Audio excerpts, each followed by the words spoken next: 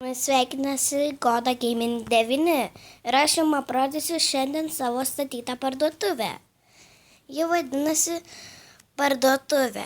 Daiktai ir maistas ir pramogos. Čia yra, kaip matote, kasa. Šitą taip paspaudžia ir tipo, kad nori kažką nusipirkti. Esu surašiusi kainas. Va.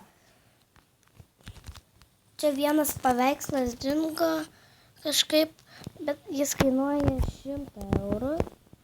Kaip matote, paveikslas po 33 eurus, o blokai po 42 eurus.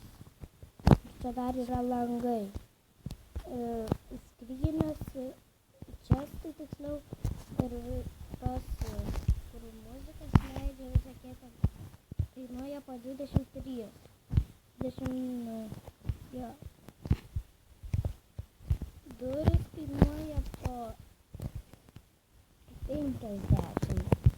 Dabar va čia turi būti traukinukai važiuoti ir galima bėgti. Einam į kitą skyrių. Jau visokie augalai. Čia šitas medis neparduodamas, nes yra aptvertas. Va. Šitam gėlėm po 3 eurus. Čia va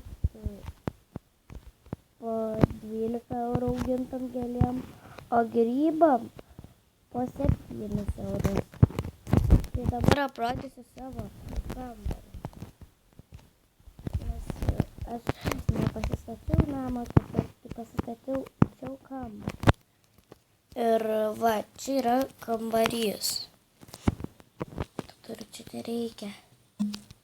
Čia yra židinys toksai va. Čia yra čestai. Čia mano slaptas tunelis. Gal patobu. Čia yra tualetai 2. Miegamasis.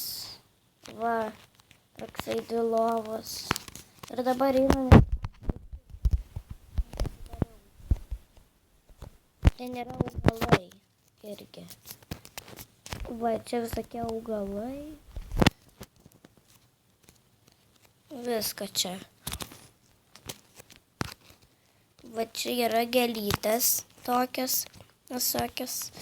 Čia. Va. Čia medžiai auga. Ir čia dar gėlės visokios.